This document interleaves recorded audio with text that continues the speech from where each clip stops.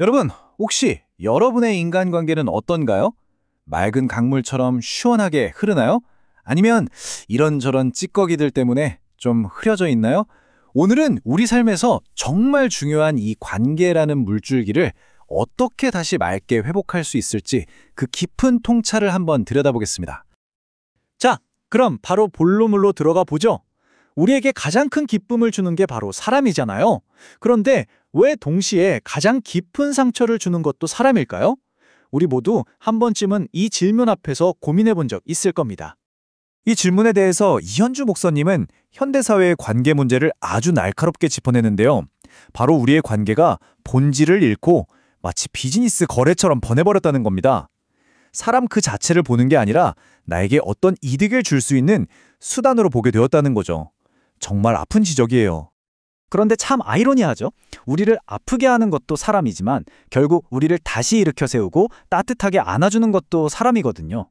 상처의 원인과 치유의 열쇠가 같은 곳에 있다는 사실, 이것이야말로 우리가 관계를 절대 포기할 수 없는 이유 아닐까요? 그렇다면 이 깨어진 관계의 문제 대체 어떻게 풀어가야 할까요? 그 해답은 의외로 관점의 전환이라는 어찌 보면 간단한 데서 시작됩니다. 우리에게 화해의 사명이라는 새로운 삶의 목적이 있다는 걸 발견하는 거죠. 그 핵심 개념이 바로 새로운 피조물이 되는 겁니다. 이게 좀 종교적인 용어처럼 들릴 수도 있지만 그 의미를 풀어보면 굉장히 보편적이에요. 뭐냐면 내 이익, 내 성공만 쫓던 삶에서 방향을 틀어서 깨지고 어긋난 관계들을 회복하고 치유하는 걸 내 인생의 새로운 사명으로 삼는 사람. 바로 그런 사람을 뜻하는 거죠. 이 표를 보시면 그 변화가 한눈에 들어오죠. 왼쪽에 깨어진 상태는 모든 걸 거래로 보고 사람들을 나누고 심지어 착취하기까지 하는 방식이에요. 하지만 오른쪽의 새로운 피조물은요. 화해를 만들고 흩어진 사람들을 하나로 묶고 서로의 아픔을 치유하는 방식으로 살아갑니다. 이건 정말 엄청난 삶의 전환이라고 할 수 있겠죠? 근데 여기서 진짜 중요한 게 뭐냐면요. 이게 그냥 이제부터 착하게 살아야지 하는 마음가짐의 변화에서 그치는 게 아니라는 거예요. 이건 우리에게 주어진 새로운 직책이자 역할이라는 겁니다. 우리 각자가 깨어진 관계를 적극적으로 고치고 회복시켜야 할 소명을 받은 존재라는 뜻이죠. 좋아요. 그럼 이 화목하게 하는 직책을 구체적으로 어떻게 수행할 수 있을까요? 지금부터 우리 일상에서 바로 적용해 볼 수 있는 관계 회복을 위한 아주 단단한 3가지 기둥을 함께 세워보겠습니다. 첫 번째 기둥은 원형을 비추는 것입니다. 이게 무슨 말이냐면요. 우리는 원래부터 혼자 살도록 만들어진 존재가 아니라 서로 연결되도록 설계되었다는 사실을 기억하는 거예요. 그래서 첫 번째 과제는 다른 사람을 볼 때 그 사람의 단점이나 나에게 거슬리는 모습이 아니라 그 안에 있는 가장 좋은 모습, 나와 똑같이 소중한 인간성을 먼저 발견하고 인정해주는 데서 시작됩니다. 자, 이렇게 다른 사람의 가치를 알아보는 마음을 갖게 됐다면 그 다음 단계는 뭘까요? 바로 우리가 함께 머물 수 있는 공간을 만드는 겁니다.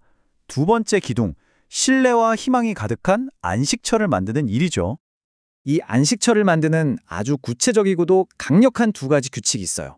첫째, 상대를 다그치거나 판단하려는 의도로 너 왜 그랬어? 라고 묻지 않는 거예요. 둘째, 누군가 나를 믿고 털어놓은 이야기는 절대 다른 데 가서 퍼뜨리지 않는 겁니다. 정말 간단하죠? 하지만 이 2가지만 지켜줘도 사람들은 비로소 마음을 열고 상처를 치유할 수 있는 안전함을 느끼게 됩니다. 그리고 마지막 3번째 기둥은 다리가 되어주는 것입니다. 이제 이 치유의 사명을 내 주변을 넘어서 더 넓은 세상으로 확장하는 단계예요.